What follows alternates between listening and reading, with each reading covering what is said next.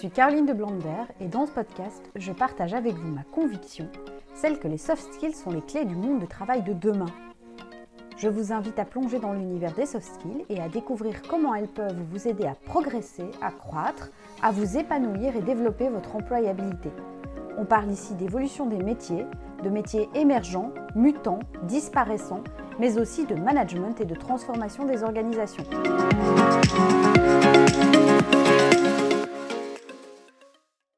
Bonjour Pierre-Yves et bienvenue dans Inspiration Soft Skills. Ça fait plaisir de t'avoir aujourd'hui au micro d'Inspiration Soft Skills puisque tu es un lecteur assidu de la newsletter et que tu me challenges pas mal sur des points de vue, des remarques et c'est vraiment dans cette optique aujourd'hui qu'on a voulu cet échange aussi pour rester, pour aller un petit peu creuser au-delà des mots et des échanges qu'on peut avoir sur les réseaux pour creuser des dimensions à la fois d'évolution des métiers puisque toi tu incarnes le métier de directeur général au sein d'une administration publique en Belgique francophone. Je le précise aussi pour les personnes qui nous écoutent, qui sont en France, donc dans la fonction publique en Belgique francophone, où tu as cette fonction de directeur général, où tu es un témoin d'une certaine manière privilégié de ces évolutions qu'on qualifie de VUCA, et aussi que tu subis ou que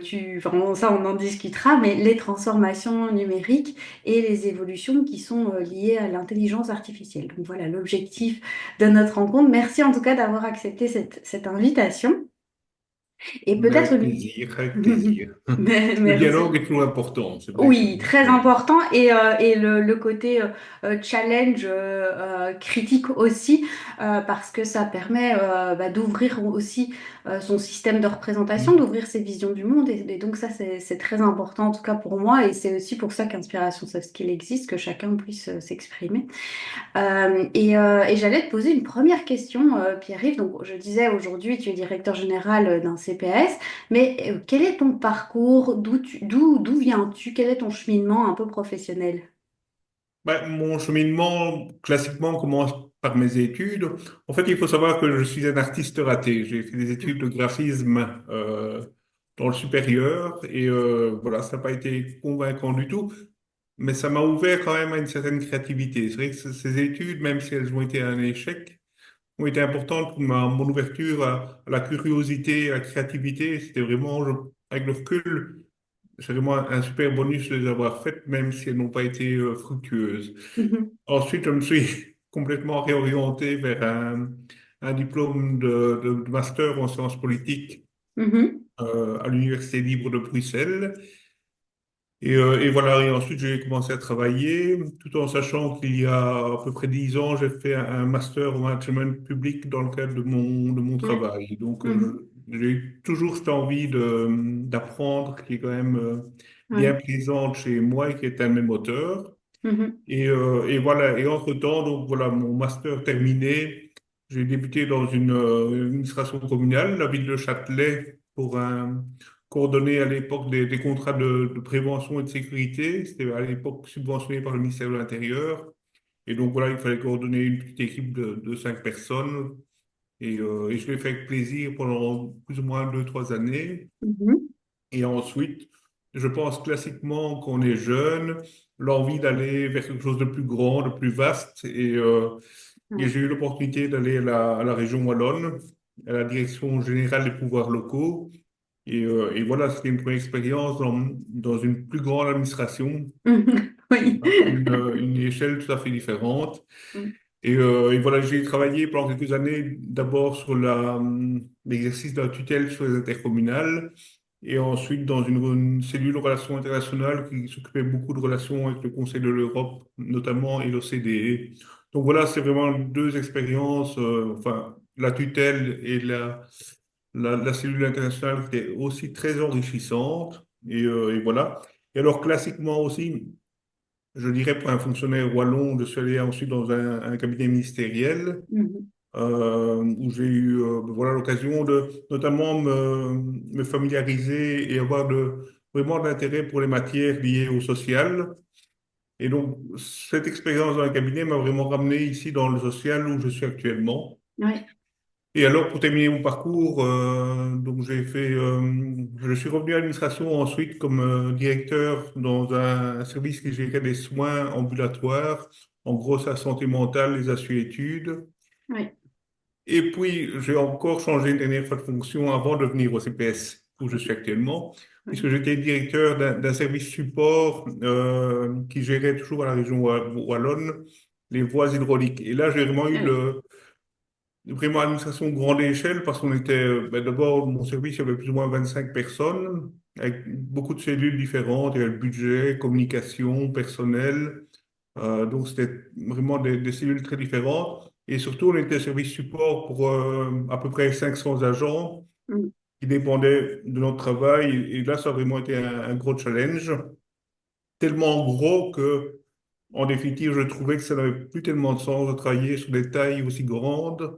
oui, Et d'où ma réorientation vers finalement un CPS de petite taille comme celui d'Antine, qui est vraiment finalement un aboutissement de ma carrière et qui me ramène à mes débuts.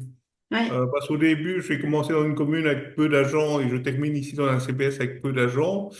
Et je dirais, heureux qui comme Ulysse a fait un long voyage. Et je pense que oui. tout ça était un peu Mm. déterminé. Et voilà. Et quand tu dis CPS de petite taille pour les auditeurs bah, qui ne connaissent pas bien le secteur des pouvoirs locaux, ça veut dire à la fois combien d'habitants ou combien d'agents? Qu'est-ce qui permet de déterminer que c'est de petite taille? Oh, c'est la comparaison avec des CPS identiques qui m'entourent. Donc, Antine, où je professe, enfin, où je suis directeur général, c'est 4200 habitants Mhm. et c'est une commune essentiellement rurale, Oui. avec peu de, ben voilà, pratiquement peu d'habitants par rapport aux communes, aux grandes communes et villes wallonnes ou autres. Mhm. Et donc, voilà, et ici, on est quatre assistantes sociales, Oui.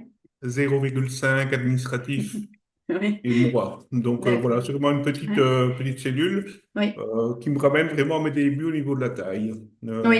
Et alors, en termes de service, peut-être aux citoyens, aux bénéficiaires, est-ce qu'il y a une spécificité qui est liée au CPS d'Antine ou c'est, je veux dire, les missions classiques Je pense, mais c'est une spécificité, il y a très peu de... Il n'y a pratiquement que des missions régaliennes, comme on appelle. Donc, c'est vraiment Oui. les missions de base, ce qui Oui. explique que nous soyons aussi en nombre limité. Mhm. Donc, par exemple, nous ne gérons pas une maison de repos ou une crèche, pour Oui. prendre peut-être des cas un peu classiques de CPS. Mhm. Ce qui, voilà, on peut en discuter plus tard, mais ce côté minimaliste me semble moins important mais notamment dans un secteur social qui est sous pression. Le fait qu'on soit minimaliste, au départ, ça peut paraître un peu frustrant Oui. parce qu'on s'estime, on est peut-être un peu trop petit, on se dit c'est pas normal, on est trop petit, alors qu'en fait, ça permet beaucoup de travailler la Mm. qualité, en fait. Ouais, ouais, ouais, je comprends ce que tu veux dire. Ouais. Et pour revenir à ton parcours professionnel, donc effectivement, tu as, quand même évolué dans plusieurs sphères, toujours avec un fil rouge qui est celui d'une certaine manière de la fonction publique, hein, si j'ai bien Oui, compris, tout à tu as fait. toujours été au service de l'intérêt général. Tu dirais que, puisqu'on est aussi dans le cadre d'une discussion autour des soft skills, il y a des compétences qui t'ont suivi et qui ont été importantes tout au long de ton parcours? Que tu as mobilisé dans tous les secteurs où tu étais? Je pense, et c'est un peu contre-intuitif, que la créativité et l'innovation, même si on ne peut jamais véritablement la mettre en œuvre dans la fonction publique, le fait de garder un esprit ouvert, et curieux et créatif permet quand même d'apporter une bouée d'air frais au Ouais. directeur général que je suis, mais aussi aux agents, parfois en leur proposant de penser différemment et Mhm. d'avoir une approche Ouais. différente. Ouais. Donc, je pense que ça m'a vraiment suivi. Après, ben voilà, il y a le côté rigoureux, nécessaire, notamment qu'on doit rendre des Bien rapports sûr. justificatifs. Mhm. Le suivi des procédures, voilà, c'est pas ce que j'aime le plus, mais je sais que ça fait partie Ouais. de la Mhm. fonction et je fais avec. Aucune Ouais. fonction n'est jamais, enfin, À ou est 100%. rarement complètement épanouissante à cent pour Ouais. cent. Ouais. Mhm. Donc voilà, je prends la charge du côté procédure et en même temps, j'essaie toujours de m'amuser avec l'innovation. Mais ce Mhm. que je fais maintenant ici, par exemple, en témoignant, c'est que pour moi, c'est une Ouais. expérience nouvelle et je trouve que c'est intéressant de la faire. Bah, justement ravi par qu'on rapport à puisse la ça. faire ensemble, en tout cas. Et je voulais dire aussi, dans mon parcours, j'ai eu quand même plusieurs dirigeants et plusieurs dirigeantes, d'ailleurs, surtout des femmes, qui ont été fort inspirantes Mm, par une capacité de dialogue qui a toujours été forte. Et notamment, j'ai souvent eu à l'époque des responsables hiérarchiques qui travaillaient la porte ouverte. Et oui, pour moi, ça reste un symbole ultime du chef qui oui, ne s'enferme pas dans une tour. Il a toujours la porte ouverte. Et moi, enfin, je sais qu'il y a les deux écoles, hein, et je ne critique pas l'école porte fermée, mais je trouve que la porte ouverte, ça a toujours été sympa et c'est un signe d'un chef disponible et c'est quelque chose qui m'a toujours bien inspiré. oui. Et voilà. Et donc, j'ai été inspiré par Anne, par Pascal, par Annie, enfin, beaucoup de femmes qui m'ont Mm, vraiment oui, oui. bien inspiré dans le passé. D'accord. Et pour les personnes qui ne connaîtraient pas le métier de directeur général et en particulier le métier de directeur général de CPS, tu dirais que c'est quoi ton rôle, ton quotidien? Enfin, on parle classiquement de mission, mais comment tu décrirais ce que tu fais? Ben, la mission de la CPS, c'est fondamentalement l'octroi du droit à l'aide sociale et du droit à Mm, l'intégration sociale. bien sûr. Donc, c'est aider les personnes qui sont, enfin, on le dit toujours, au bout de la chaîne Mm, de sécurité sociale et qui n'ont plus d'autre recours que se tourner vers le CPS. mm, Donc ça, c'est vraiment la mission de base. Et comme je le disais, c'est une de nos missions vraiment essentielles à Antine parce qu'on n'a pas tellement d'autres, à part un service de médiation de dette. Mais c'est vraiment la mission de base que nous faisons. Et donc, mon quotidien, c'est vraiment je pense, de permettre aux agents, notamment aux assistantes sociales, de travailler dans les bonnes conditions pour qu'elles puissent assurer un suivi qualitatif des personnes. C'est-à-dire qu'on ne se contente pas simplement d'octroyer une aide, on essaye aussi d'avoir un accompagnement qui ait encore du sens, ce qui est de plus en plus mm, difficile. Et en disant ça, je mesure bien que notamment dans les grandes villes, c'est très difficile. On l'a vu à TV ouais, il y a pas longtemps, Anderlecht, par exemple. Ça devient vraiment très difficile de faire du qualitatif. Et ici, c'est vrai que moi, tout mon quotidien, c'est d'essayer de préserver cette approche qualitative où on n'est pas simplement un CPS entre guillemets Mister Cash, c'est parfois l'image caricaturale qu'on peut avoir, ouais, mais on est aussi un CPS qui apporte, qui aide les personnes à trouver des solutions et à réfléchir sur la manière dont elles peuvent devenir autonomes. Donc voilà, et pour ça, il faut vraiment du personnel qui ait envie de le faire, qui soit motivé, et c'est vraiment mon intention quotidienne, c'est mettre mon personnel dans les meilleures conditions possibles pour travailler. c'est ça. Et donc, l'objectif, c'est que les assistantes sociales, enfin, je le dis au féminin, c'est parce que je pense que tu l'as dit au féminin, donc j'imagine que ton équipe est essentiellement féminine, ce qui est souvent le cas, hein, je pense, dans la majorité des pouvoirs locaux, mais bref, elles sont en soutien des bénéficiaires. Toi, tu es en soutien de elles, ce qui demande une certaine posture managériale aussi, au-delà de ton rôle. Ce serait quoi ta posture managériale? Comment tu la décrirais? Ben, je pense que sur ce qui fonctionne bien, j'essaye de ne pas trop intervenir parce qu'en Hmm. général, quand je vois enfin, que mon équipe est à l'aise, je n'interviens pas trop. Par contre, c'est vrai que parfois il y a des dossiers sur lesquels ben, c'est plus difficile, évidemment, parce que le profil des personnes est plus difficile, ou Hmm. bien parce qu'il y a une tâche administrative derrière Oui, qui est plus délicate. Et là, je viens plutôt en posture pour aider oui, les collaboratrices à ouais, travailler. Donc, c'est vraiment le côté, je délègue quand même là où je sens que ça va bien, mais je pense à un contrat implicite entre elle et moi. Quand ça va mal, elle oui, vient m'en parler et on a une réflexion sur les solutions à apporter. oui. Donc aussi beaucoup de dialogue, j'imagine. Enfin, comme tu disais, un, la porte ouverte, qui est déjà enfin, un élément en soi, mais deux, également la culture du dialogue aussi, Oui, qui tout fait à partie de fait. ta posture. Mm. Ceci étant, ouais, c'est un dialogue qui ne doit pas être non plus un dialogue sans hiérarchie. Je suis Bien quand sûr. même Mm.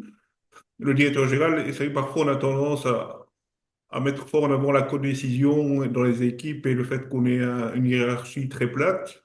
Mhm. Et je pense qu'il y a des choses à aller chercher là-bas. En même temps, je ne veux jamais n'être qu'un maillon dans une chaîne. Je suis quand même un directeur et donc, vraiment, quand il y a des décisions à prendre, j'aime bien assumer Ouais, mon mouiller le autorité. Je maillot, trouve quoi. que c'est naturel et c'est Mm. attendu de moi. Et je pense que, enfin, de mon vécu, mes agents seraient déçus que je ne fasse pas Ouais, ouais, ouais. Ouais, cette je comprends. fonction qui m'appartient, Mm. en fait. Ouais. Ouais. Alors revenons au moment où tu es entré en fonction en tant que directeur général du CPS, donc en 2019, hein, si c'est bien, Oui, c'est ça. c'est bien ça. Qu'est-ce qui t'a surpris le plus quand tu es rentré en fonction? Enfin, tu avais déjà connu le côté ville dans les pouvoirs locaux, puis tu étais passé par des beaucoup plus grandes structures. Qu'est-ce qui t'a le plus surpris quand tu es arrivé au CPS d'Antine? Ah, mais ça a été de retrouver ce côté ville et petite équipe. En fait, c'est vrai que dans mon parcours à la région Wallonne, enfin, beaucoup fonctionnent par unité, par direction, par cellule, et donc les tâches sont très, très, très segmentées. Ah oui.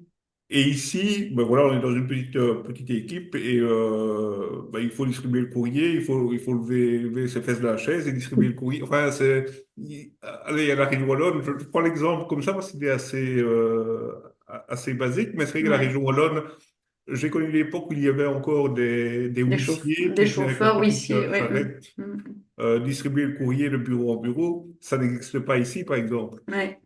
Et ben, on doit faire un paiement. Ben, le paiement, il est géré par mon agent administratif et par moi. Donc, on est vraiment en emprise directe avec le produit final. Et donc, il y a Mhm. vraiment une obligation de polyvalence Ouais. vraiment absolue.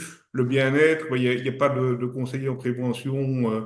Donc, a priori, le référent bien-être dans l'administration, c'est moi. Je ne peux pas me tourner vers mon conseiller en prévention en disant qu'est-ce qu'on va faire. Ouais. Donc voilà, on est dans une petite structure, mais ça a vraiment été une surprise, ce côté Ouais. hyper polyvalent, ce qui m'a obligé à réapprendre ben voilà, pas mal de choses à la veille de mes 50 ans. Et ça a vraiment été de nouveau très chouette parce que heureusement, j'ai cet intérêt pour l'innovation et l'apprentissage. Ouais. Ouais. Ouais. Et donc j'étais heureux et j'ai pas peur de le dire, j'apprends encore tous les Mm. jours ici actuellement, Ouais. 6 ans après, et je pense qu'on apprend tout le temps. Mais chez moi, ça a été vraiment voilà, un gros choc ici en arrivant Ouais. Ouais, je comprends. de devoir faire pas mal de choses soi-même. Et c'est ce qui est souvent, je pense, reconnu pour les directeurs généraux de petits CPS. Je ne suis pas le seul, c'est que nous sommes vraiment très polyvalents et on Mm. fait beaucoup de choses. Et Ouais. donc voilà.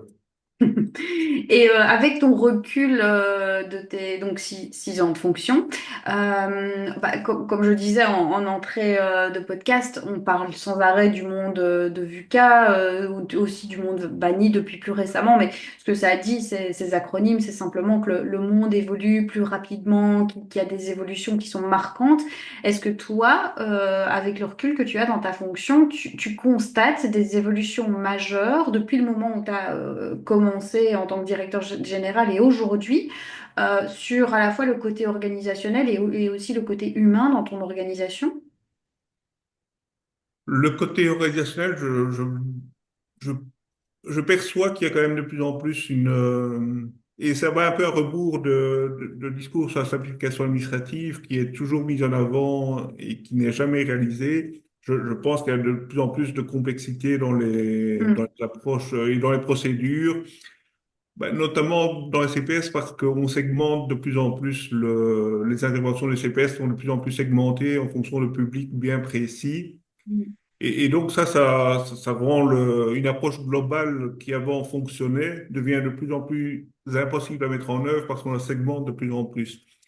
Voilà, ça, c'est une tendance un peu Mm. malheureuse, je trouve. Ouais, ouais, Parce ouais. qu'avant, je pense que le dispositif global pourrait bien fonctionner, mais on aime bien avoir de plus en plus de précision. Je pense qu'il y a aussi une volonté de contrôle statistique derrière cette Mm. approche de plus en plus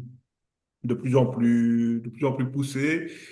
Et donc voilà, je pense que ça, c'est vraiment la grosse modification. À côté de ça, au niveau humain et gestion humaine, je ne suis pas sûr on parle beaucoup des jeunes qui arrivent sur le marché C'est du ça, travail. les nouvelles générations ou par exemple, enfin donc je pense à deux choses en te disant ça. Soit les nouvelles générations dont on parle, soit l'inversion des rapports de force en recrutement. Si tu as dû recruter les dernières années, c'est vraiment soit enfin à l'organisation de se vendre vis-à-vis du candidat et plus au candidat de se vendre par exemple. Enfin, ça paraît être deux indicateurs qu'on relève. Est-ce que toi tu les constates? Donc, par rapport aux jeunes générations, je n'ai pas eu tellement d'engagement de juniors qui sortent de l'école. Ceci étant, on essaye quand même toujours d'être actif en termes de stage. Donc, on est Oui. une petite équipe, on accueille toujours 2 à 3 stagiaires par an, Mm. assistants sociales. Et par rapport à ça, globalement, moi, je trouve qu'il y a une certaine stabilité. Enfin, je ne vois pas une rupture fondamentale dans la manière dont les stagiaires approchent leur travail. Mhm. Après, ça tient peut-être aussi du fait qu'on est de nouveau, enfin, je ne veux pas le répéter, mais un petit CPS. Et donc Oui. là, je pense que les valeurs et le sens d'organisation sont très présentes et très partagées. Et à mon avis, les stagiaires comprennent très vite qu'il y a quelque chose qu'il y a une cohérence qui est liée à cette valeur et cette vision qui est fort partagée Oui. au sein de l'équipe parce qu'elle est petite. Et donc, je Oui. pense que ça joue peut-être pour un peu amortir le Oui. côté disruptif des nouvelles générations. Mhm. Parce qu'elles comprennent vite que c'est comme ça. Et je pense qu'elles voient aussi vite, parce que ces générations sont intelligentes comme les précédentes, et elles voient vite l'avantage d'avoir un CPS qui est axé sur la valeur du travail et qui met C'est fort en ça. avant cette valeur. Par exemple, Mhm. je pense que c'est peut-être un peu vieux jeu d'en parler, mais je crois que les jeunes peuvent encore comprendre cette plus-value. Oui, bah, Et surtout là, que, ah, pardon, je te coupe, mais surtout qu'on dit généralement que les nouvelles générations sont en attente de ce sens, et donc si ça passe par les valeurs et qu'elles y adhèrent d'une certaine manière, moi, en tant qu'assistant social, ils sont quand même sensibilisés à ça, ils y trouvent peut-être directement le sens qu'ils cherchent en fait, tout oui, tout à simplement. fait, oui, je pense que en fait, il se dit que le milieu CPS pour un étudiant en sciences sociales n'est pas le milieu le plus Oui, enthousiasmant à rencontrer. Enfin, moi, je ne sais pas si c'est vrai, mais il paraît que dans les écoles, les CPS il paraît, n'ont pas effectivement, oui. spécialement bonne presse. Et ici, c'est vrai qu'on arrive quand même à casser cette image, mais parce qu'on fait vraiment un suivi Mhm. fondé sur nos valeurs et un accompagnement qui a du sens. Et c'est vrai que le sens qui est souvent recherché par les jeunes, mais aussi par les plus âgés. Moi, c'est ce que Mhm. j'ai recherché, c'est du sens aussi dans mon Oui, oui. travail en quittant la région wallonne. Mais à ce sens, on l'a vraiment ici parce que on est vraiment en prise directe avec la population et ses besoins. Et je pense que finalement, le fait de rechercher du sens fait qu'il y a une Mhm. grande cohérence dans le travail Oui, oui. et dans l'approche. Et tu me parlais, je ne sais pas si on peut passer au deuxième point de l'attractivité. Mhm. Ça, l'attractivité, c'est quelque chose, ben, évidemment, tous les CPS sont malheureusement, il faut le déplorer, en concurrence les uns avec les Mhm. autres.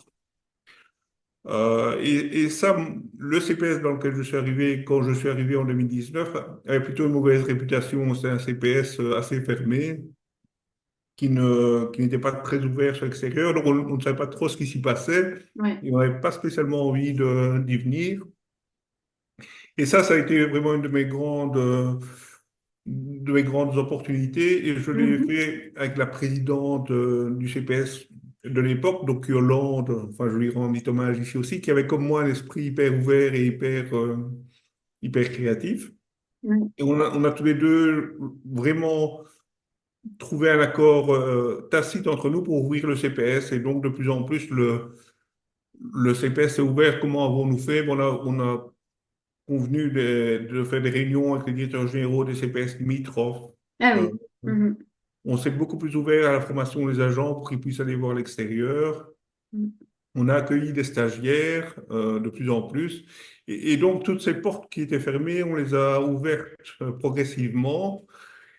Et donc, finalement, ça a permis je pense, de rendre notre CPS beaucoup plus attractif parce qu'on voit ce qu'il est maintenant, on ne cache plus ce qu'il est avec nos qualités et nos défauts. Mhm.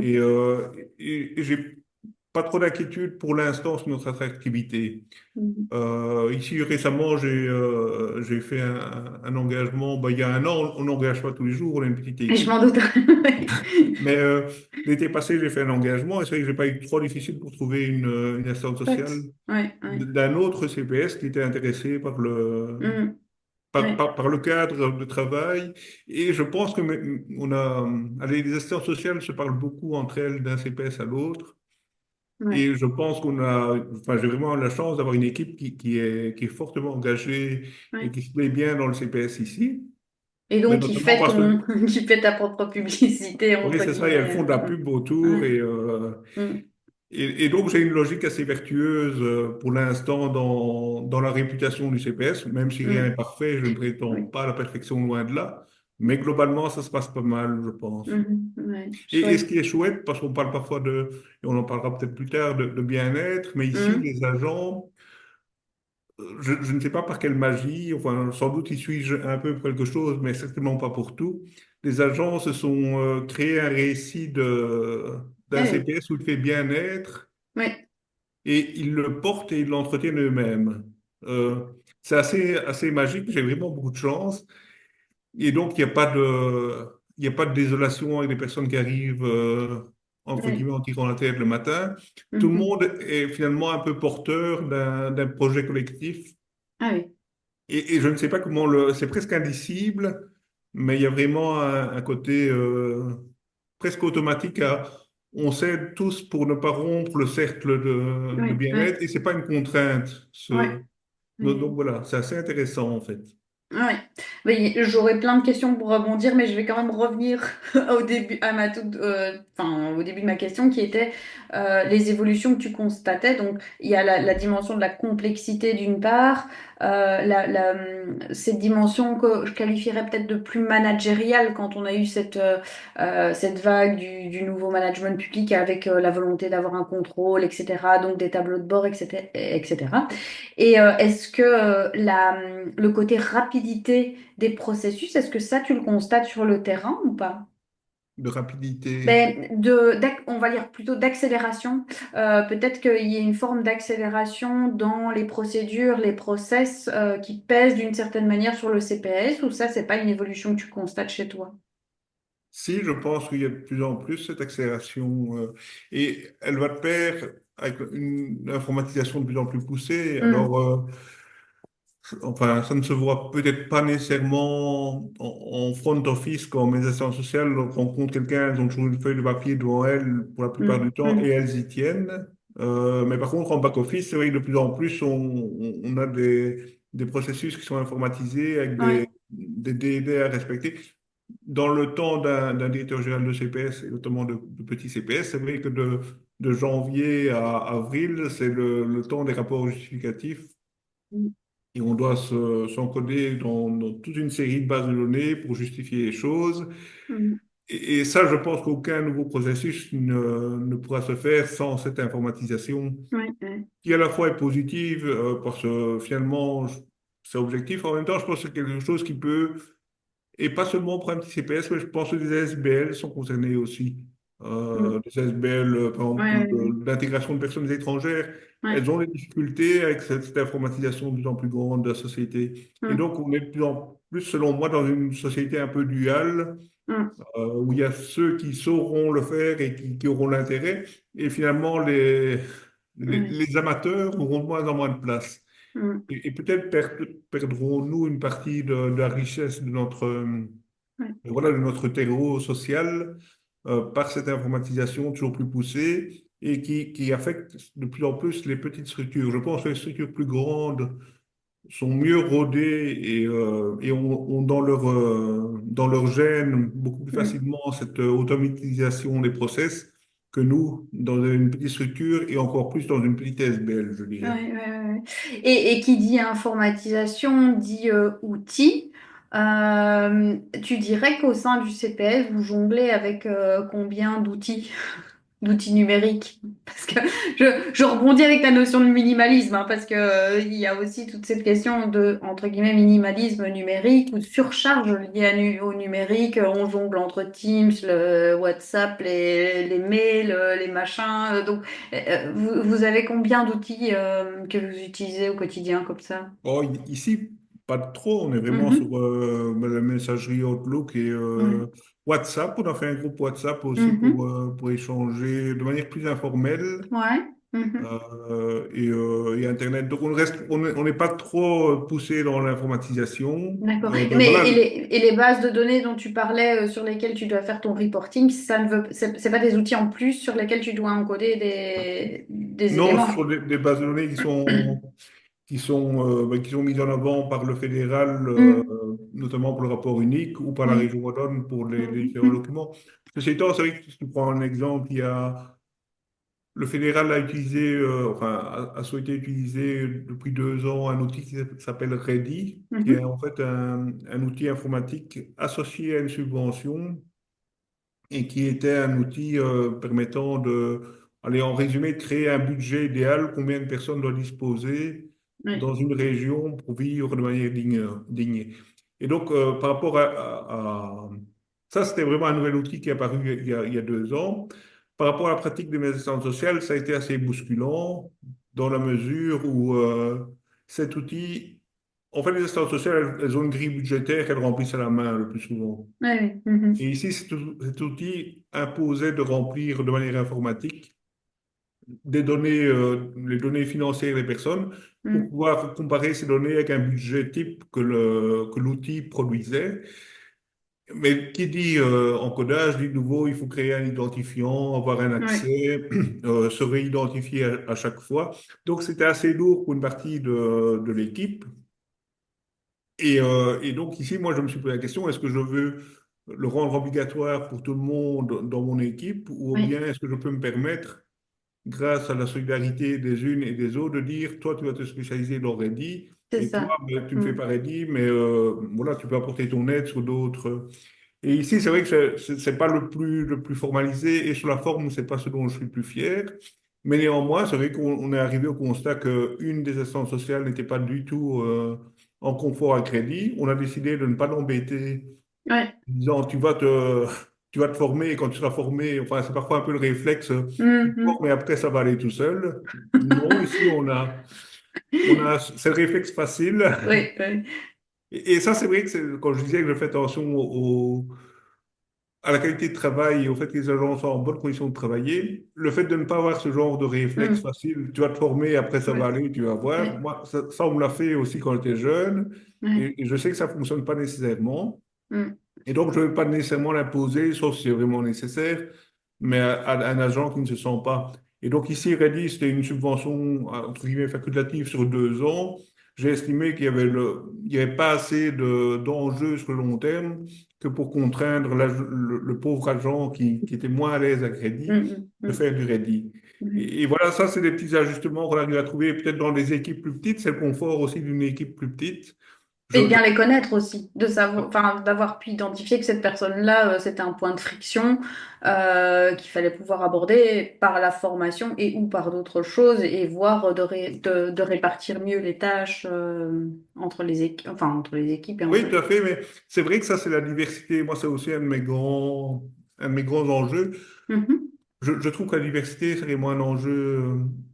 La Mhm. diversité des profils dans une Ouais, équipe serait moins un enjeu fondamental. Et c'est vrai que j'ai enfin, une petite équipe mais avec des profils très, très variés. Enfin, ça va de manière très synthétique, je distingue les profils carrés qui sont des gens très rationnels, des profils ronds qui sont plus communicants. ouais. Moi-même, je suis plutôt rond que carré, par exemple. Mhm. Et, euh, et, euh, et dans mon équipe, j'ai les deux. Et c'est vrai qu'on voit bien par exemple, médiation d'aide, quelqu'un qui doit être dans les chiffres, avec un Oui, profil carré, c'est super. ouais, Et avec un profil plus rond, on peut le faire travailler sur l'insertion, où là, parfois, il faut parfois plus communiquer qu'être dans le ouais, rationnel avec des personnes. ouais, ouais, ouais. Et j'ai vraiment cet équilibre, et j'essaye de mettre en général les carrés plutôt dans les tâches carrées, et ils en sont contents et les ronds dans les tâches rondes, et ils en sont contents. Et je trouve Mhm. qu'on arrive, ici dans mon équipe, j'ai vraiment un chouette équilibre, parce que j'ai vraiment très carré, très Ouais. rond, et j'ai des moyens qui sont un peu entre les deux. Mais je trouve, ceci étant, au-delà du côté un peu caricatural, que ça aide vraiment, si on Bien sûr. réfléchit à quelle tâche Au- confier à quel agent, ça peut vraiment avoir du sens. Oui, et au mode de fonctionnement des uns et des autres, parce que c'est vrai que les mettre toujours dans des situations où ils doivent s'adapter ou se suradapter, ben ça crée une fatigue et potentiellement du mal-être. Donc, c'est Tout à fait. intéressant comme débat. Et Ouais. aussi, je pense que le côté affirmé de cette approche un peu Mm. caricaturale, un rond Mm. carré, permet de sensibiliser les Mm. agents à la diversité et au fait Oui, que c'est pas parce que je suis carré que tout le monde est carré autour de oui, moi c'est et que ça. enfin, voilà, et, Oui. et inversement. Et je trouve que c'est bien parce que on C'est un peu permet voir le de. monde avec les lunettes des autres aussi, de comprendre Oui, c'est qu'on n'a ça, pas tout tous à fait. le même regard sur les choses. Ouais. Mm. Ouais. Ouais, c'est super intéressant. Et tu as peut-être déjà répondu, mais est-ce que tu as des défis spécifiques aujourd'hui dans la gestion de ton CPS particulier qu'on n'aurait pas déjà évoqué? Enfin, je sais que l'attractivité est vraiment un grand débat. On peut aussi évidemment parler de la réforme, même si voilà, il y aurait beaucoup à en dire et que c'est pas forcément l'objectif ici. Mais quels sont, je vais dire, tes défis en tant que tels? Bah, le défi, on est en effet dans une période de transition, donc c'est Mhm. à arriver à bon port. Voilà, après, Ouais. je ne veux pas être protecteur parce que je pense que je suis pas, je sais, si une réforme doit arriver et décidée par un gouvernement, elle arrivera. Mhm. Donc ça, c'est sûr. Le tout est d'avoir une approche, je pense, assez souple et dans des cadres comme ceux-là, l'innovation, la créativité sont intéressants. Donc voilà, Mhm. et alors aussi la bonne humeur, c'est vrai que c'est presque un mot tabou, mais ce que je disais à mes agents, c'est ici on est face à une incertitude pour les 2 années à venir, d'autant plus que on parle de fusion entre les CPS et Ben la commune, donc oui. Mhm. il y a l'arrivée de chômeurs qui peuvent Mhm. vraiment rompre les équilibres du travail social, mais il y a aussi l'institution en elle-même Oui, qui bien peut sûr. être absorbé par la commune. Donc, Oui, on a un peu un double enjeu. oui. Et moi, mon défi, c'est que cela se passe de nouveau, hein, toujours le côté, il faut mettre Mhm. les agents en bonnes conditions de travailler.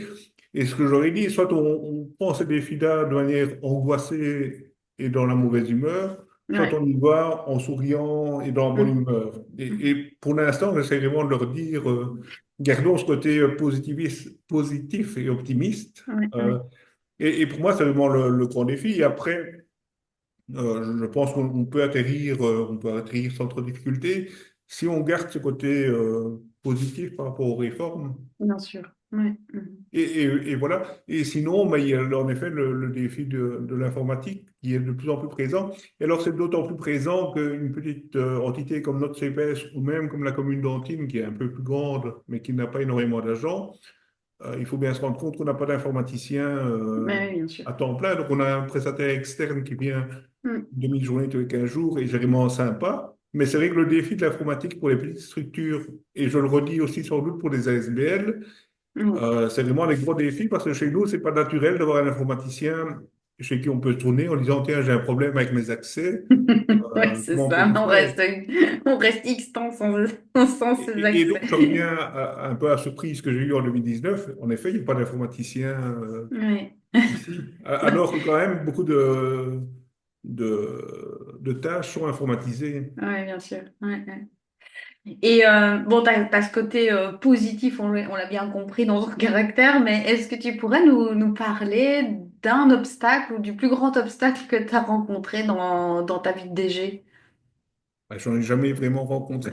Mais je suis encore jeune, DG. Un obstacle. Je pense que le plus grand obstacle que je puisse avoir eu, c'est parfois parce que tout ne se passe pas bien en Tine, hein, donc tout se passe souvent très bien, mais tout ne se passe pas bien. Et on a des inspecteurs donc, qui viennent notamment du fédéral ou de la région wallonne.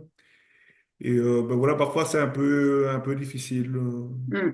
Ouais. Par exemple, pour être précis, on a un travail social qui est fondé sur vraiment la singularité des dossiers. Donc, enfin, on a la chance d'avoir peu de dossiers, donc on n'est pas une grande ville, on est dans un milieu rural, les personnes se connaissent.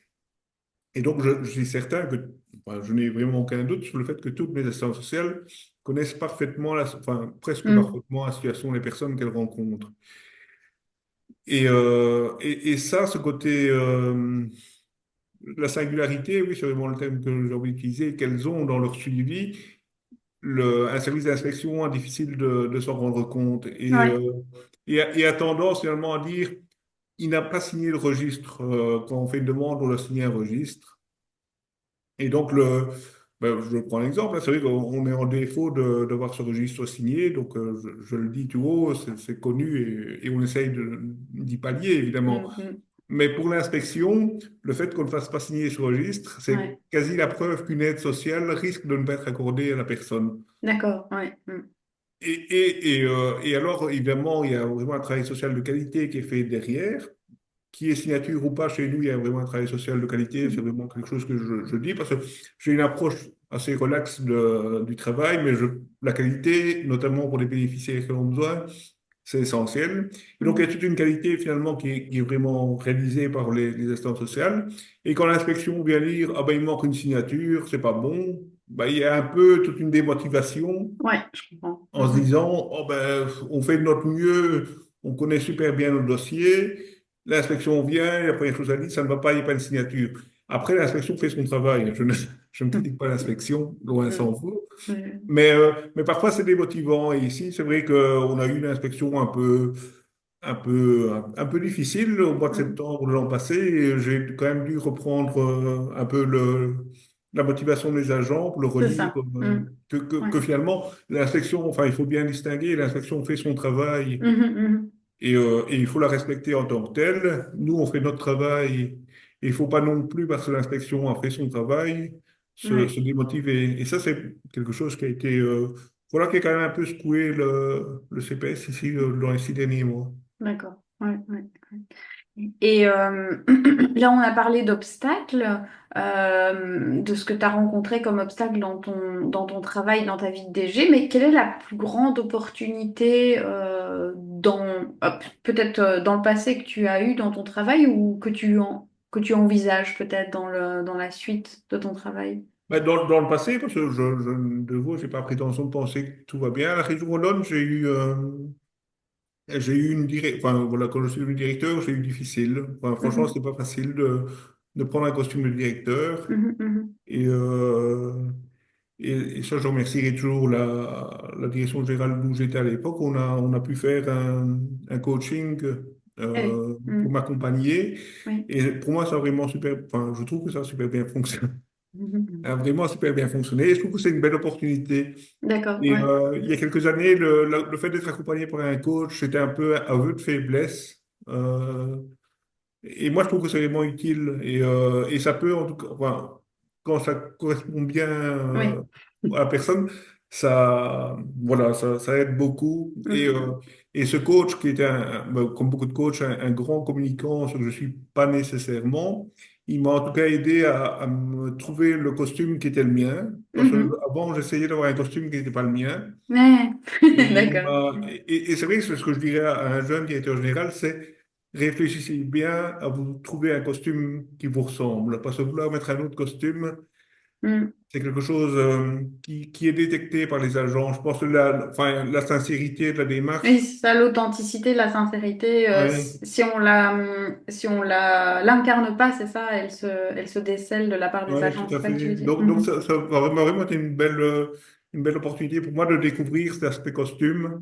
Mhm. Et il m'a bien toujours dit, et je le retiens, que chaque qualité a son défaut et chaque Oui. défaut a sa qualité. Ouais. Et donc, c'est vraiment des phrases qui m'ont beaucoup aidé. Je le remercie, c'est Xavier, Mm. je le salue où qu'il soit actuellement.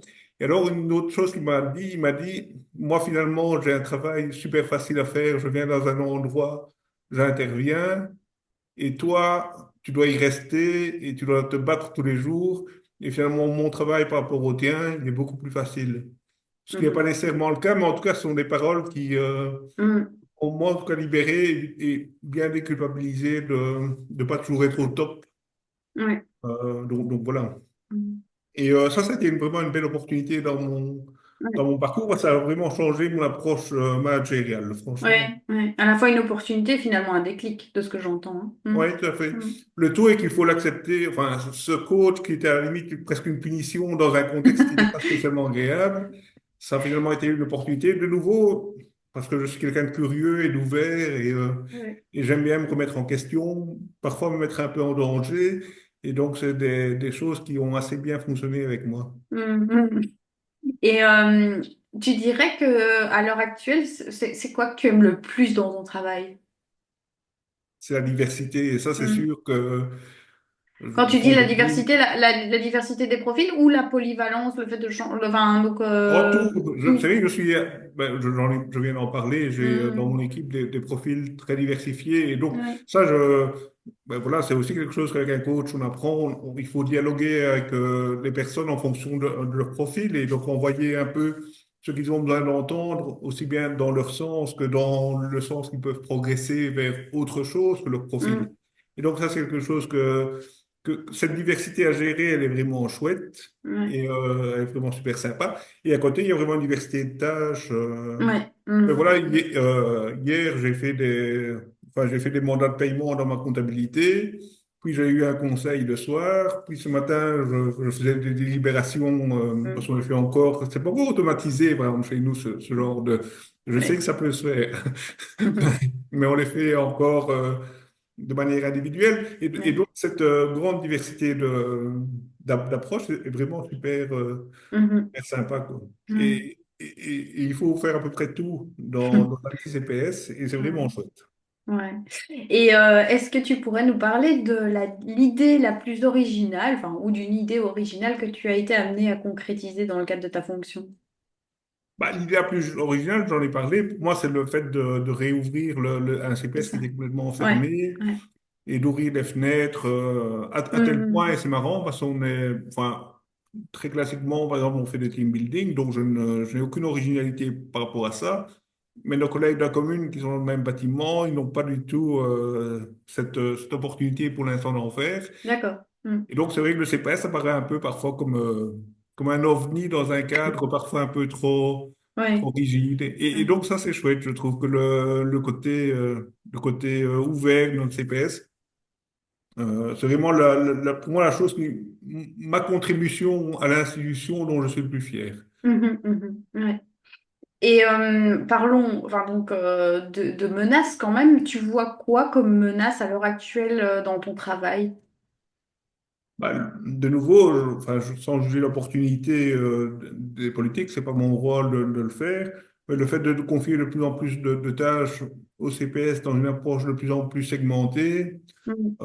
risque tôt ou tard de nous étouffer. Ouais. Et donc, pour moi, c'est la grande menace. Ben voilà, l'intelligence artificielle, est-ce une menace ou pas? Vaste débat. Je pense qu'il y a un peu des deux à prendre et à moins prendre dans le débat. Mes assistantes sociales, comme je le disais, par exemple, elles sont très papier. Elles sont toujours Ouais. très dossier papier. Mhm. Et ça c'est par exemple quelque chose sur lequel j'ai du mal à les faire évoluer, à leur dire faites attention parce que je pense que d'ici 10 ou 15 ans, cette logique, je fais mon dossier papier, elle Mhm. va être vraiment balayée. Et donc, pour moi, c'est vraiment un défi, mais elles sont difficiles de prendre le pas parce que je pense que dans tous les CPS ruraux qui nous entourent, ça reste encore quand même un peu Mhm. une approche à l'ancienne, avec Ouais. ses qualités et ses défauts. Mais je pense que d'ici 10 à 15 ans, toute la manière de faire le travail va être chamboulée. Moi, j'imagine, mais moi, je ne sais pas ce que ça donnera, mais j'essaie toujours de réfléchir un peu à l'avenir et donc pour essayer d'anticiper, c'est vraiment quelque chose d'important. Et je me dis qu'une bonne partie de leurs tâches seront automatisées et elles devront se réorienter et elles pourront, et ce serait une opportunité, peut-être de se réorienter vers un suivi social encore plus singulier. Donc, pour éviter de se noyer, elles devront laisser une partie de leur travail. Elles devront abandonner, par exemple, leur budget type qu'elles font la main, elles devront l'abandonner à Reddy. Ouais.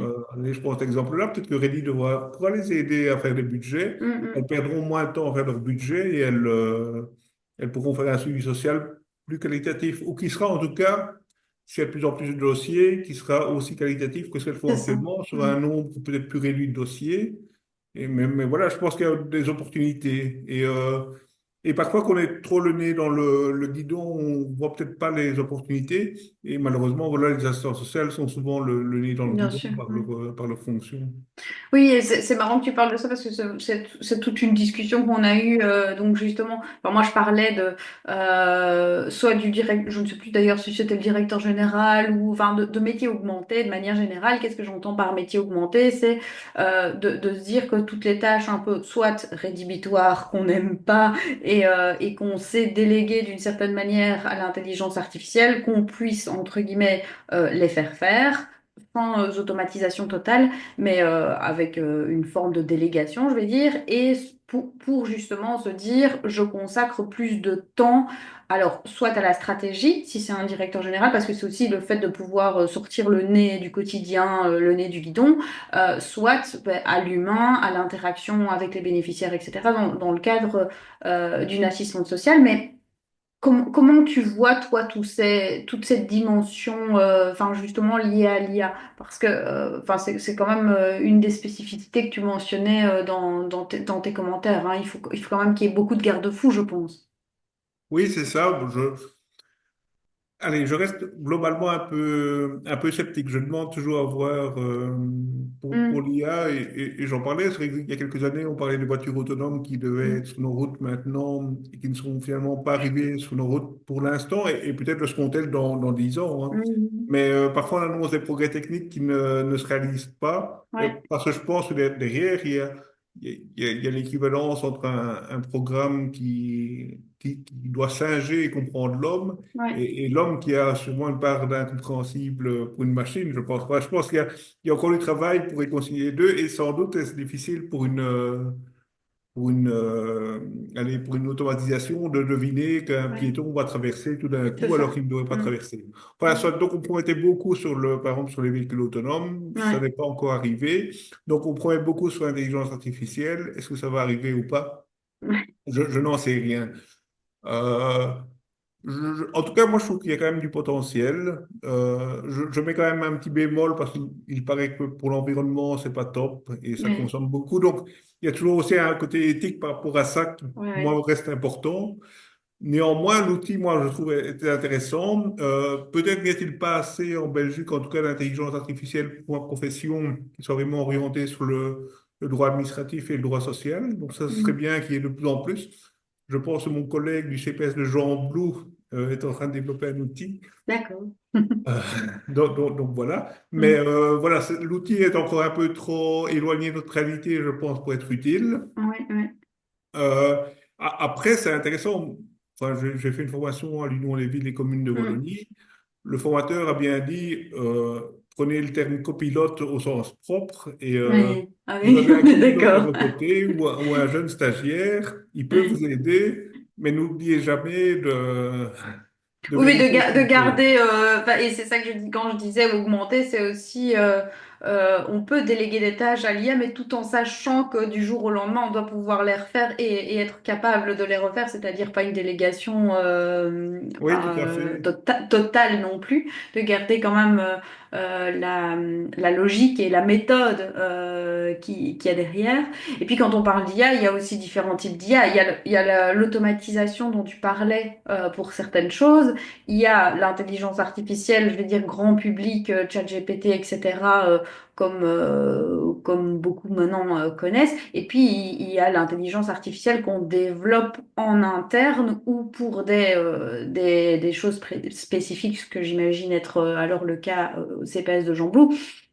Mais c'est quand même trois démarches aussi qui sont différentes. Il n'empêche que ça pose quand même, comme tu disais, la question environnementale et éthique aussi, parce que dans CPS, on a quand même beaucoup de données qui ne devraient surtout pas arriver n'importe où. Donc il y a toute cette dimension éthique qui est hyper challengeante aussi. Et Oui, c'est tout à vrai fait. que... Enfin, on en discutait en préparant Mm, cette entrevue, le côté décisionnel. ouais. Notamment pour un CPS ou pour une commune, je trouve que ça reste se dire on va s'appuyer sur l'intelligence artificielle pour prendre une décision. Moi, ça reste un peu interpellant parce que quand même, derrière ça, il y a des logiques de programmation de l'intelligence artificielle. Et voilà, après, je comprends bien qu'il y ait un fonctionnement le plus neutre possible, mais il y a quand même malgré tout une forme enfin, en tout cas, moi, on ne peut pas m'enlever d'esprit qu'il y a une logique dans Mm, le ouais, fonctionnement. Mais voilà, c'est comme les algorithmes sur les réseaux sociaux. Les choses n'arrivent pas nécessairement c'est par ça. hasard. Ouais. Et donc, aller jusqu'à se dire, on va confier la décision ou l'aide à la décision à l'intelligence artificielle, ça, moi, au niveau éthique, ça me paraît délicat. Mm, Par contre, c'est vrai que des tâches subalternes qui peuvent être contrôlées aisément, mhm, je pense qu'il y a une opportunité, évidemment, à prendre dans l'intelligence artificielle. Et notamment, enfin, c'est d'autant plus une opportunité que, s'agissant peut-être de tâches subalternes, il n'y a pas nécessairement besoin d'avoir une intelligence d'avoir une attente trop développée. Enfin, voilà, je Ouais. pense qu'une attente minimale, réaliste par rapport à l'intelligence artificielle peut déjà aider beaucoup. Et c'est vrai que moi, enfin, presque par jeu, parce que je ne suis pas un grand utilisateur de l'intelligence artificielle, mais quand je demande de faire une synthèse d'un texte, c'est vrai que c'est quand même pas mal fait Mhm. et ça peut aider à comprendre le.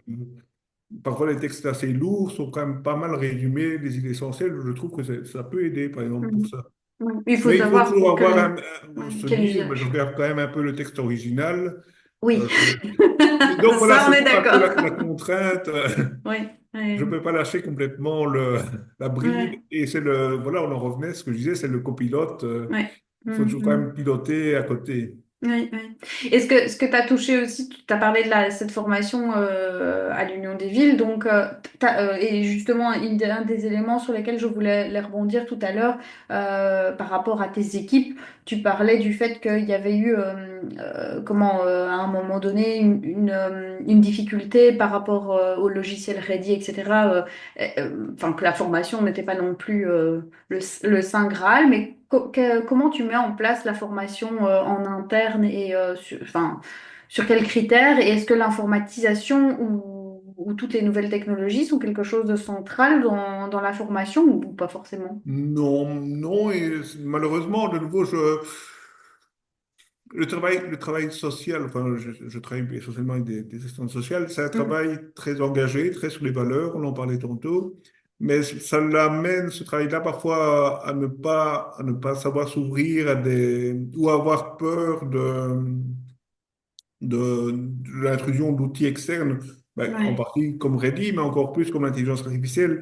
ouais, Donc moi, je sens une réticence ouais, encore c'est intéressant. dans chez mes collaborateurs à se dire, ben, je vais aller voir un peu ce que je pourrais faire ou pas, ou jouer ou pas. Parce que c'est vrai qu'il y a un côté ludique au Mm. début à essayer de dire, tiens, que pourrait-il m'apporter? Et ça, je sens encore une grande.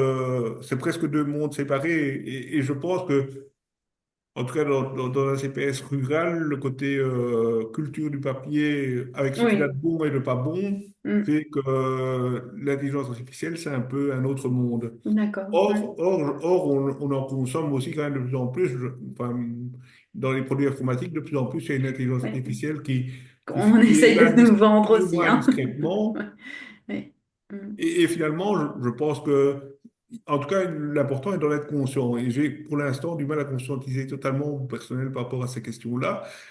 Or, c'est important, notamment en termes de, je pense, de transparence, parce que enfin, moi, c'est ce que j'ai échangé avec elle. Je leur ai dit, peut-être qu'un jour, vous utilisez l'intelligence artificielle pour résumer un texte qui doit être résumé et transmis à autrui.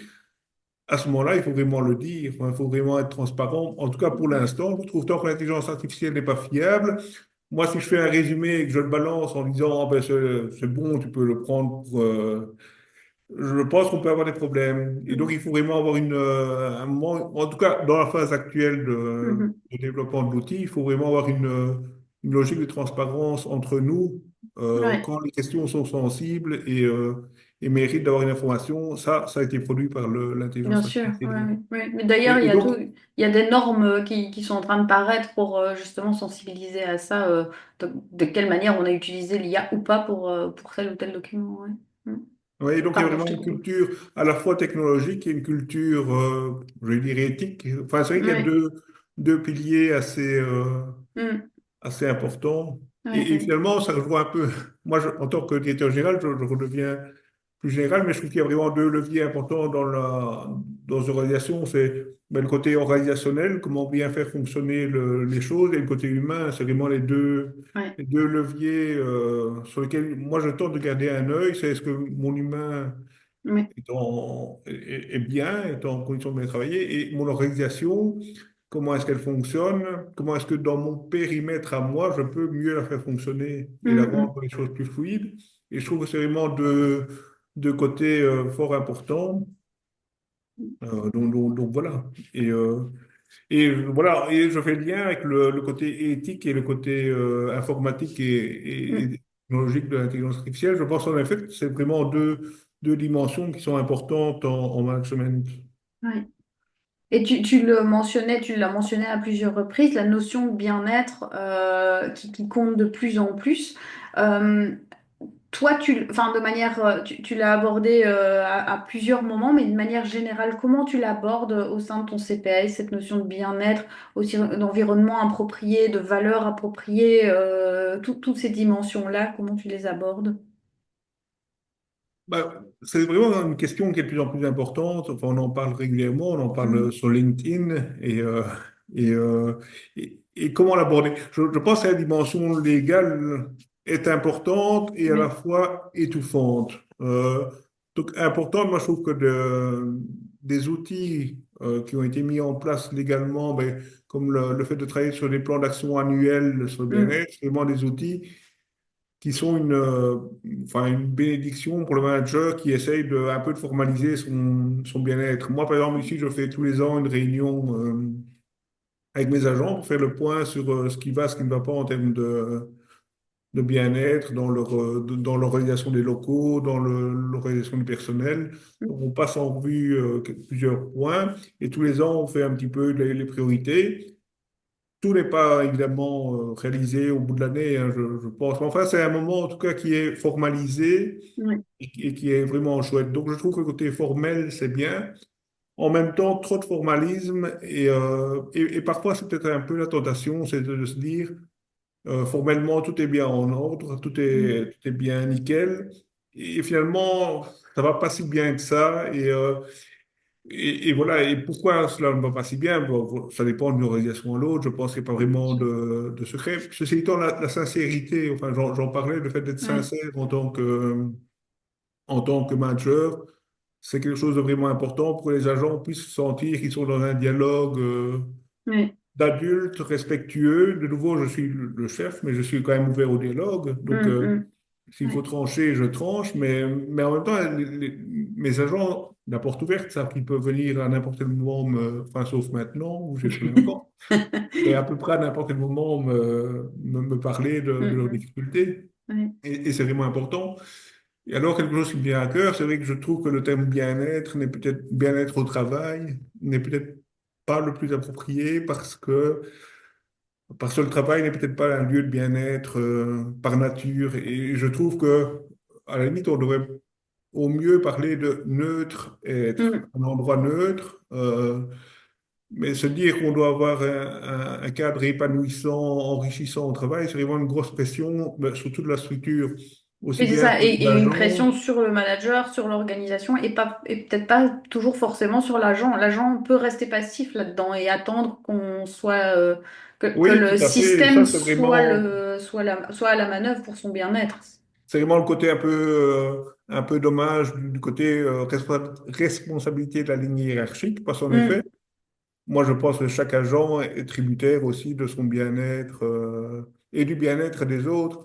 Et mm, chacun devrait, et moi, ce que j'essaie de faire même pour moi, s'interroger sur le fait que dans mon périmètre d'action, qu'est-ce que je peux faire mm, pour être en bonne conformité avec les attentes de mes collègues et avec mes envies à moi. Mais il faut trouver un équilibre, il faut ouais, sacrifier une partie de ce qu'on a envie. Et donc voilà, et aussi, ben, parfois, il ne faut pas avoir peur de partir mm, et de changer de cadre. Et alors, on dit enfin, c'est lourd. Moi, personnellement, il y a des moments, enfin, je l'ai dit, à un moment, la région Wallonne, c'est devenu, et vraiment en respectant tout à fait la région Wallonne, mais c'est devenu trop gros pour moi, trop formaliste et trop procédurier. Et je ne mets pas en cause les valeurs, parce qu'il y a vraiment beaucoup de valeurs et mm, d'engagement à la région Wallonne. Mais pour moi, le formalisme a pris un moment le pas sur le sens au travail.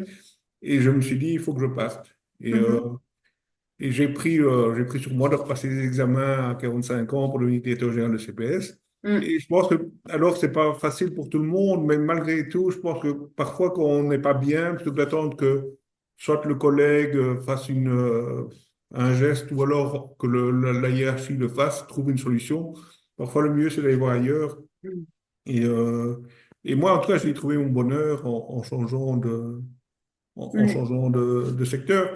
Mais voilà, je pense que la responsabilité individuelle du bien-être, elle est mhm, vraiment présente et elle n'est pas assez ouais, prise en compte. ouais, Et alors, ce que je dis n'est pas politiquement correct, mais enfin par expérience, je sais que des agents se nourrissent parfois de situations où ils ne sont jamais contents et ils aiment bien râler. En fait, ils sont heureux en râlant. Donc, Il y a des profils comme ça. paradoxalement, Je sais pas si c'est des ronds ou des carrés, mais effectivement, il y a des profils comme ça. voilà. Et donc, et après, sur les profils sur lesquels on ne sait pas trop investir, ben, ils peuvent parfois pourrir un peu Bien l'ambiance. sûr.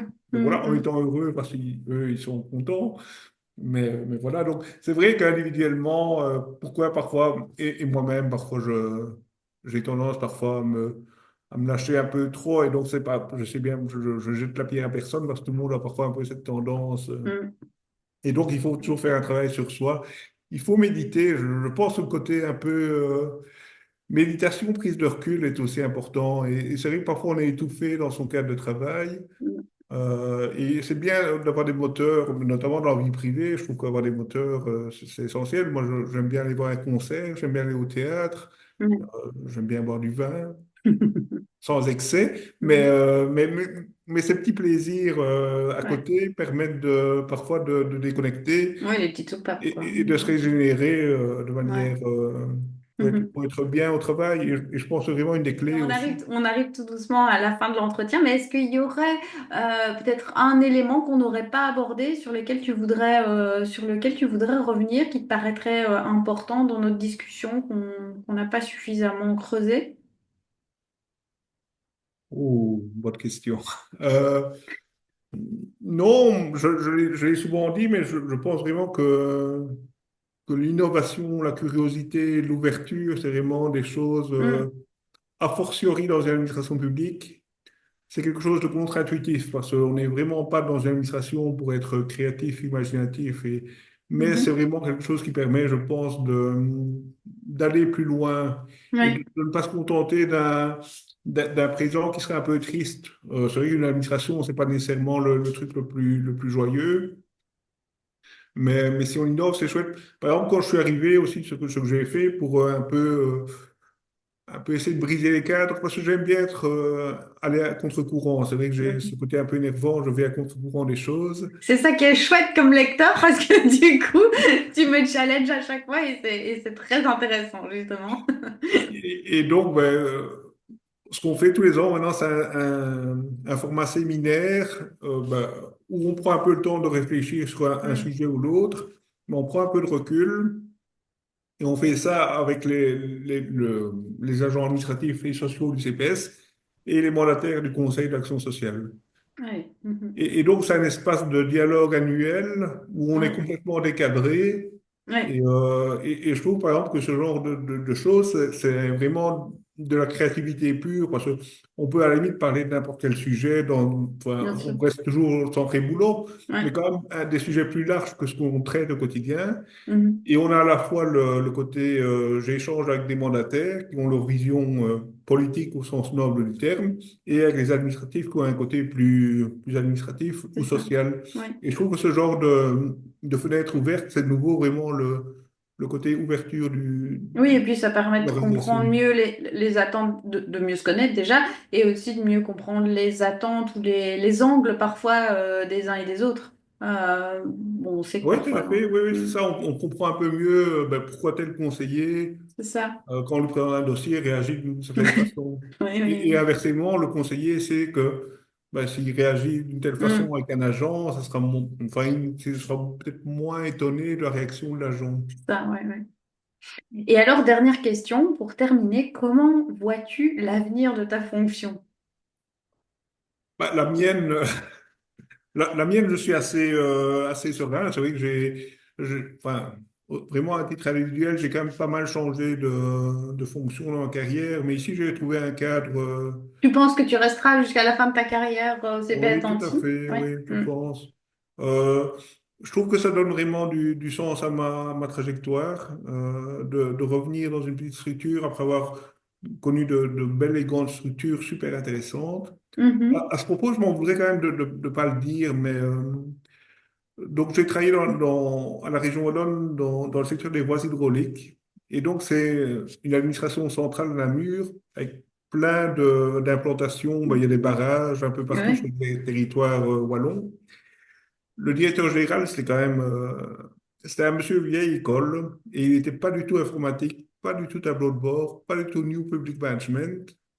Et tous les ans, il allait 2 fois par an visiter des sites et il connaissait des éclusiers presque personnellement, il ne les connaissait pas tous, mais il connaissait des histoires individuelles vécues par chaque. Moi, Oui, je trouve que ce côté, ça n'existe pas. Enfin, on parlait des menaces, mais ce côté hyper humain de la personne qui finalement préfère passer une journée à aller visiter sur le terrain et rencontrer des agents au plus bas de l'échelle, parce que c'est vraiment le. oui. Et de vous, voilà, on était quand même dans une grosse administration et il allait vraiment au plus bas de l'échelle. Et je trouve que ce côté. Alors, il les réunissait et il demandait, ben, voilà, comment vivez-vous? Qu'est-ce que vous avez à me dire? Et évidemment, il y a des gens qui prennent la parole et pas de manière positive, hein. Mais je Mhm. trouve que ce contact qu'on a avec le terrain, on le perd de plus en plus. Et Oui. de plus en plus, et ça, c'est pour moi un des malheurs du New Public Management, qui je pense est un peu moins à la mode maintenant, mais c'est d'avoir mis tellement en avant ce côté PowerPoint, tableau de bord Excel. Objectif SMART. Ouais, c'est ça. Oui. Et on a oublié un peu le côté humain. Et Oui. moi, enfin, je trouve seulement, et ce directeur général au voies hydrauliques, c'était Yvon, c'était vraiment pour moi, ça a aussi été vraiment un déclic. Et le fait que j'ai bien senti, donc il était âgé, il est parti à pension, ben voilà, j'ai bien senti qu'il y avait une page qui se tournait dans Mhm. l'histoire du SPW, ce qui m'a poussé à partir vers un CPS, où là je retrouve de nouveau le contact avec le terrain, avec les préoccupations des gens au quotidien. Et je trouve que être au plus près, c'est vraiment le propre d'un service public, c'est d'être au plus près des agents, mais aussi au plus près du terrain. Et voilà, le New Public Management, avec tout ce reporting qui oblige à engager des agents qui font du support pour le reporting, c'est une gabegie, enfin moi je trouve que c'est une gabegie agent public, qu'on ouvre des bibliothèques à la place ou qu'on ouvre une crèche en plus. Et voilà. Et ça, c'est quelque chose de difficile. Et ma Oui. crainte pour l'avenir, pour en revenir à ta question, c'est que de plus en plus on fasse des procédures formalisées où en apparence tout va bien, euh, parce qu'on rend son justificatif à temps, il est complet. Et à côté de ça, et ça c'est un monde inventé, imaginaire, qui n'est pas vraiment réel, qui est le monde du reporting. Et à côté de ça, on risque de manquer l'humain. Mhm. Et l'humain au niveau des travailleurs et l'humain au niveau des bénéficiaires du service public. Et ça, je pense que malheureusement, on va dans cette direction-là où on va manquer d'humain au profit du formalisme. Et voilà. Donc, je ne suis pas spécialement optimiste pour l'avenir. Mhm. Désolé. Pourtant, tu nous Mais avais en tout cas, moi, en montré tout tout cas, ton côté tout ton côté optimiste. Et voilà que, avec ma oui, tout à dernière fait. question, je dévoile. Oui, oui, mais peut-être que mon optimisme protège mon pessimisme, Oui, sans doute. oui, oui. Mais en tout cas, voilà, dans les quelques années qui me restent encore, je me débattrai toujours pour défendre l'approche humaine qui, plutôt que de nier une difficulté, la comprend, tente de la Oui, voir et ne veut pas fermer les yeux dessus. Enfin voilà, je trouve oui. que on le doit aussi bien aux citoyens travaillant dans un service public qu'à ses agents en étant directeur général. Ouais. Je te rejoins tout à fait, même si je suis pas au même endroit, mais sur le fond, je te rejoins tout à fait.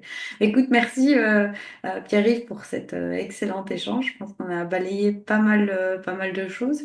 Et de toute façon, à mon avis, on se retrouve bientôt Oui, par hein. commentaire interposé. Merci en tout cas pour le temps que tu as consacré, que tu m'as consacré et que tu as consacré aux auditeurs. Avec plaisir. Et voilà, au plaisir. N'hésitez pas à me contacter si un jour, c'est Oui. Clémentine.